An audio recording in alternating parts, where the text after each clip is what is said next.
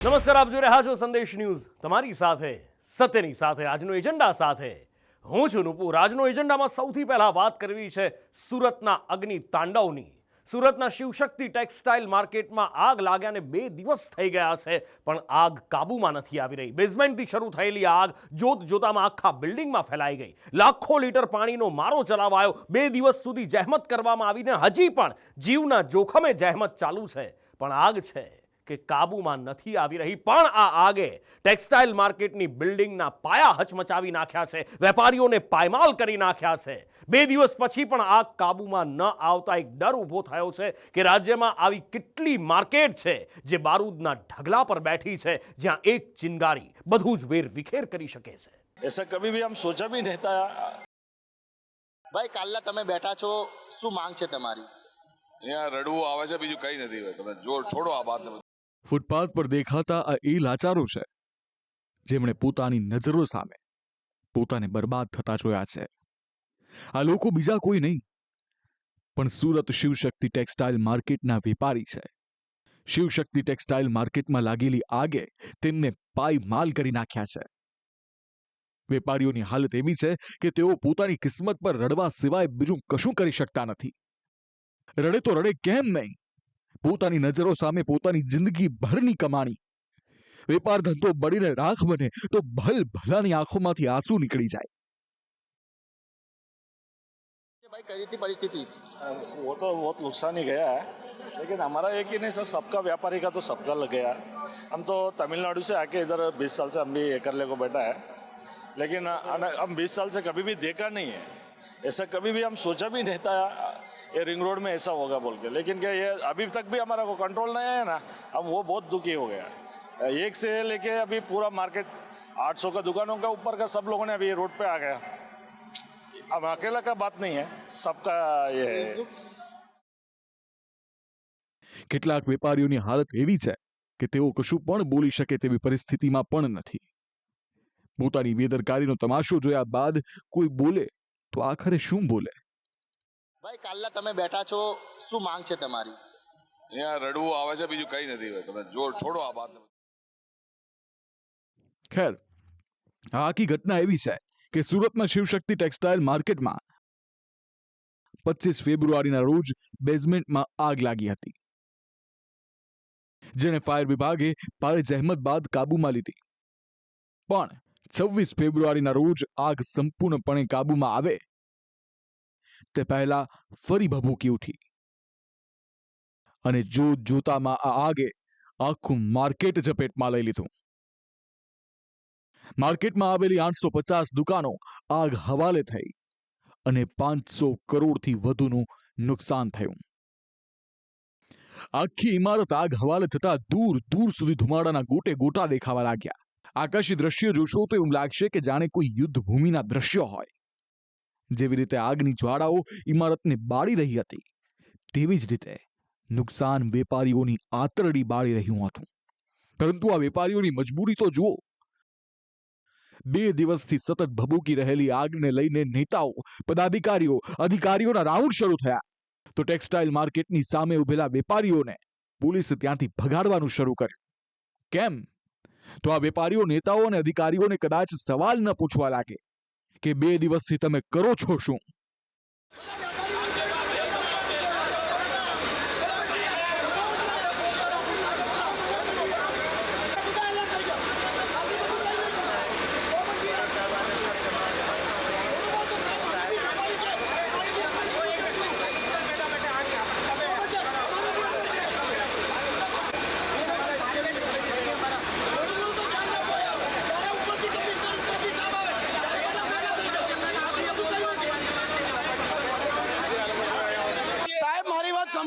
જ્યારે ઉપરથી કોઈ સાપ આવે જ્યારે બધા અલર્ટ થઈ જાય છે, બાકી કઈ નથી થતું।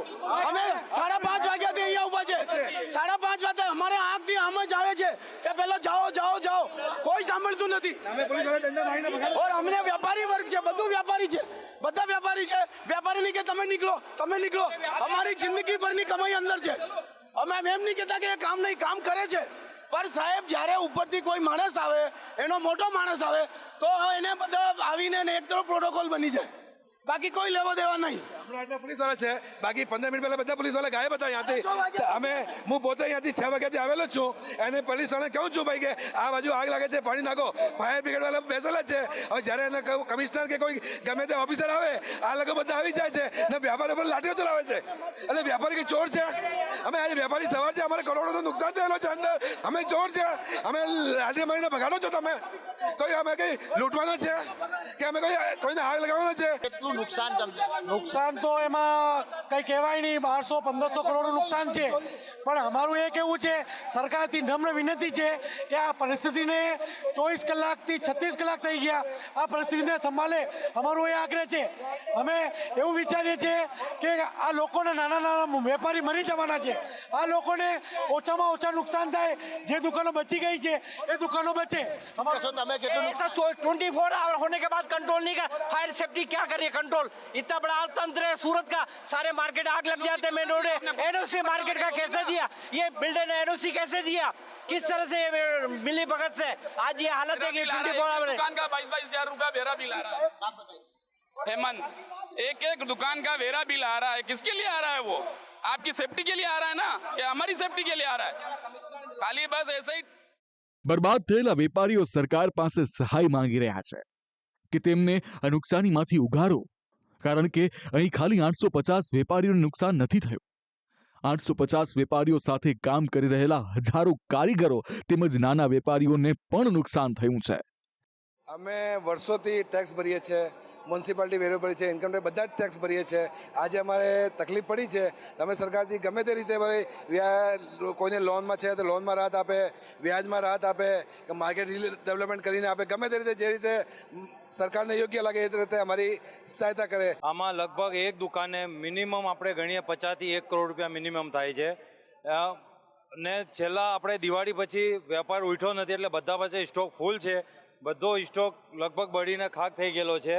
સરકારથી એક માંગીએ છીએ કે બધાને તમે મુઆવજાની ઘોષણા કરો, એટલે લોકોને થોડી રાહત મળે. બાકી નાના નાના વેપારી બધા ઉઠી જવાના છે, મરી જવાના છે. વેપારીઓની મદદ માટે સરકાર આગળ આવે કે ના આવે, પરંતુ એક કાપડ વેપારી અને બિલ્ડર આ વેપારીઓની વહારે આવ્યા છે, જેઓ કહી રહ્યા છે કે શિવશક્તિ ટેક્સટાઇલ માર્કેટના વેપારીઓને હું મારું નવનિર્મિત બિલ્ડિંગ 1 વર્ષ સુધી વગર ભાડે આપવા તૈયાર છું. जो ये शिव शक्ति मार्केट में इतनी बड़ी अग्निकांड हुआ है, इन व्यापारियों को जब तक वैकल्पिक व्यवस्था नहीं होती है तब तक कोई भी चार्ज विदाउट एनी चार्ज इनको 200, 500, 1000 दुकान जितना रिक्वायरमेंट होगा उतनी दुकानें हम लोग इनको फ्री ऑफ चार्ज में देंगे. આ રીતના મદદ કરવાનું કારણ શું? जो व्यापारियों की शिव शक्ति मार्केट के जितने भी व्यापारी थे, 90% लोगों को संपूर्ण उनका नुकसान हुआ है. इनको वैकल्पिक व्यवस्था नहीं हो तब तक इनका व्यापार सुचारू रूप से चालू रहे और इनको किसी जात की तकलीफ नहीं हो. इसके लिए हमारे मन में आया कि इनको हमारे मार्केट में फ्री में दुकान दी जाए विदाउट एनी चार्ज. कहाँ पे कॉम्प्लेक्स पड़ता है और कितनी दुकानें आप इनको मदद करेंगे? पर्वत पाटिया कबूतर सर्कल पे मेरा मार्केट तैयार है. उसमें 2200 दुकान है. इन लोगों को यहाँ पे करीब 800 दुकान ऐसा मेरा सुनने में आया है. इन लोगों को 500, 1000, 800 दुकान जितना चाहिए उतना हम वैकल्पिक व्यवस्था नहीं हो 4 महीना, 6 महीना, 8 महीना, 12 महीना तब तक हम इनको फ्री में दुकान देंगे. उसका कोई चार्ज नहीं लेंगे. આગના કારણે શિવશક્તિ ટેક્સટાઇલ માર્કેટના સ્ટ્રક્ચરને પણ મોટું નુકસાન થયું છે. બેઝમેન્ટના બીમો નબળા પડતા તિરાડો પડવા લાગી છે. આગના કારણે શટર ઉગડી ગયા છે. સ્લેબના પોપડા પડવા લાગ્યા છે. 5મા માળનો સ્લેબ નીચે પડી ગયો છે, જેના કારણે બિલ્ડિંગનો સ્ટ્રક્ચર સ્ટેબિલિટી રિપોર્ટ લેવો પડશે. સ્ટ્રક્ચર સ્ટેબિલિટી રિપોર્ટ પોઝિટિવ આવ્યા બાદ જ માર્કેટ ફરી ઉપયોગમાં લઈ શકાશે. મહત્વનું છે કે 2 દિવસથી આગ કાબૂમાં ન આવતા તંત્રની કામગીરી સામે અનેક સવાલો ઉઠ્યા છે. મનપા કમિશનર શાલિની અગ્રવાલ ઘટના સ્થળની મુલાકાતે પહોંચ્યા તો સંદેશ ન્યૂઝના પ્રતિનિધિ મનીષ પરમારે સવાલ પૂછ્યો કે તંત્રના કરોડોના મશીનો આગ પર કાબુ કેમ નથી મેળવી શકતા? આ કરોડોના મશીનો સફેદ હાથી કેમ સાબિત થયા છે? તો કમિશનર લૂલો બચાવ કરતા નજરે પડ્યા.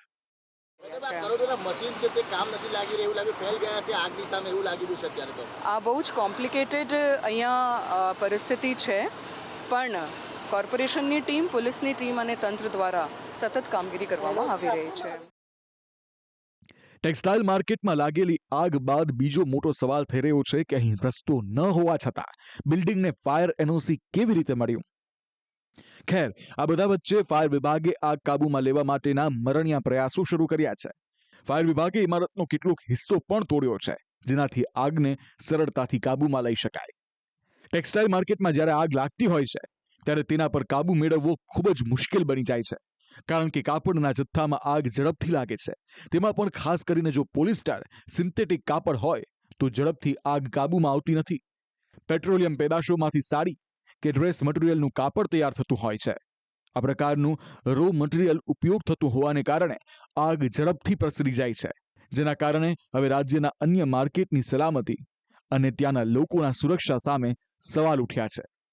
અમદાવાદ અને રાજકોટના ટેક્સટાઇલ માર્કેટ પણ ગીચ જગ્યામાં જોવા મળી રહ્યા છે, જ્યાંના સાંકડા રસ્તાઓમાં ફાયર બ્રિગેડનું વાહન પણ ન જઈ શકે તેવી હાલત છે.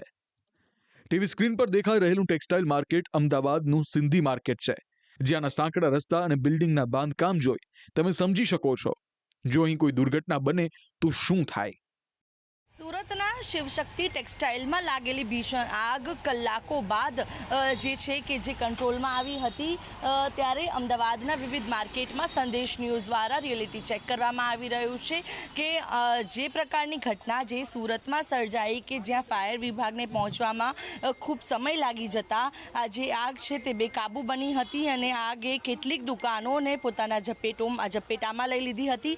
ત્યારે અમદાવાદનું આ સિંધી માર્કેટ છે ત્યાં જોઈ શકાય છે કે જ્યારે અહીંયા એક જે પેન્ડલ રિક્ષા છે તે અત્યારે હાલ અહીંયાથી પસાર થવામાં પણ તેને કેટલી મુશ્કેલી જે છે તે પડે છે. ત્યારે જો કોઈ દિવસ આ માર્કેટની અંદર આ પ્રકારની કોઈ ઘટના સર્જાય તો તે સમય દરમિયાન અહીંયા ફાયર વિભાગ કઈ રીતે પહોંચી શકે તેને લઈને પણ અનેક જે સવાલો છે તે ઉઠી રહ્યા છે. ત્યારે સંદેશ ન્યૂઝના રિયાલિટી ચેકની અંદર અમદાવાદના એવા કેટલાક માર્કેટો છે જેના જે માર્કેટ ખૂબ જ કન્જસ્ટેડ છે અને આ પ્રકારના વિસ્તારમાંથી જ્યારે ફાયર વિભાગને પણ પસાર થવામાં ભારે જહેમત છે તેનો સામનો કરવો પડી શકે છે.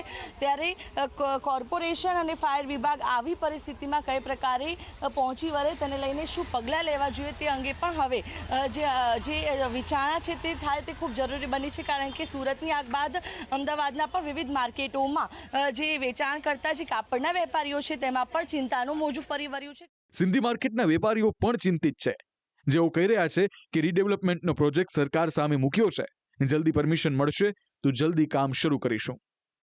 જે સુરતમાં જે આગ લાગી છે એ બહુ દુઃખનીય છે અને બહુ કરોડો રૂપિયાનું નુકસાન થયું છે ત્યાં. પણ આગળ હું એ પણ જણાવીશ કે અમારી સિંધી માર્કેટમાં લાસ્ટ 2-3 વર્ષમાં 2 થી 3 વખત આગ લાગી છે. 2 વર્ષ પહેલાં લગભગ 4-5 દુકાનો સળગી હતી અને ગયા વર્ષે રક્ષાબંધનના દિવસે 8 થી 10 દુકાનો સળગી ગઈ હતી. અમારી માર્કેટો અહીંયા લાકડાની ને પતરાની બનેલી છે, એટલે આગ સ્પ્રેડ બહુ જલ્દી થાય છે.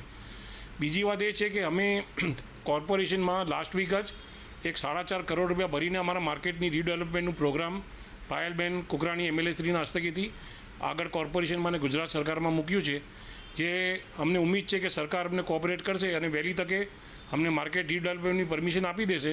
ત્યારે અમે જે અમારી માર્કેટ બનાવીશું એ તદ્દન વિથ ઓલ મોડર્ન એમ્યુનિટીઝ, જેમાં ફાયર સેફ્ટીના નિયમ જોઈએ, ફાયર બ્રિગેડ અંદર આવી શકે અને ફાયર સેફ્ટીના નોર્મ્સ બધા એમાં ઓબ્ઝર્વ થાય એ કરીને અમે આગળથી માર્કેટ બનાવીશું. પછી રાજકોટના સૌથી જૂના ધર્મેન્દ્ર રોડ પર આવેલા ટેક્સટાઇલ માર્કેટમાં પણ આવા જ કંઈક હાલ જોવા મળી રહ્યા છે. સુરતના કાપડ માર્કેટમાં લાગેલી ભયાનક આગ 3 દિવસથી હજુ પણ ધધકી રહી છે. આ આગના કારણે કરોડો રૂપિયાનું નુકસાન થયું છે. સાથે જ રાજકોટના TRP ગેમ ઝોન અગ્નિકાંડની પણ યાદ અપાવી દીધી છે. અત્યારે સંદેશ ન્યૂઝની ટીમ પહોંચી છે રાજકોટના સૌથી જૂના ગણાતા ધર્મેન્દ્ર રોડ માર્કેટ ખાતે. અહીંયા 2000 કરતાં નાની મોટી કાપડની દુકાનો આવેલી છે અને અહીંયા જો આગ લાગે તો શું થાય, આ કલ્પના માત્ર ધ્રુજાવી દે તેવી છે. આ શ્રદ્ધા ક્લોથ માર્કેટ છે ધર્મેન્દ્ર રોડની અંદર આવેલી. અલગ અલગ નાની મોટી આ પ્રકાર બજારો છે અને આખી બજારો છે એ આ પ્રકારે કાપડની દુકાનોથી ઘેરાયેલી છે. એટલું જ નહીં, પરંતુ આપ આ જોઈ શકો છો કે જે મીટરો છે તેના વાયરો પણ એમનેમ આવેલા છે. ક્લોથ માર્કેટની અંદર જ્યારે આગ લાગી હતી ત્યારે એવું કહેવાતું હતું કે શોર્ટ સર્કિટના કારણે આગ લાગી છે. જો અહીંયા આ પ્રકારની આગ લાગે તો શું થાય, આ માત્ર એક કલ્પના જ છે અને આ કલ્પના ધ્રુજાવી દે તેવી છે અને આ કલ્પનાના કારણે અહીંયા કેટલું નુકસાન થશે જો અહીંયા આગ લાગે તો એ કળવું અત્યારે મુશ્કેલ છે. આમ સુરતના શિવશક્તિ ટેક્સટાઇલ માર્કેટમાં લાગેલી આગ બાદ આવા ઘણા નાના મોટા બજારોમાં ફાયર સેફટી અને એનઓસીના પ્રશ્નો ઊભા થયા છે. સુરતમાં લાગેલી આગ હજી સંપૂર્ણપણે કાબૂમાં આવી નથી, ત્યારે આવી ભઠ્ઠી તો રાજ્યમાં અનેક સ્થળે છે. તંત્ર આગ લાગ્યા બાદ દોડે છે, પણ ત્યાં સુધીમાં ઘણું બધું આ આગમાં સ્વાહ થઈ જાય છે. સુરતે તક્ષશિલા હોનારત જોઈ, રાજકોટે ટીઆરપી દુર્ઘટના જોઈ, પણ તેમાંથી કોઈએ કશો જ બોધપાઠ નથી લીધો, જેના કારણે રાજ્યમાં વારંવાર અગ્નિ તાંડવ થાય છે. બ્યુરો રિપોર્ટ, સંદેશ ન્યૂઝ.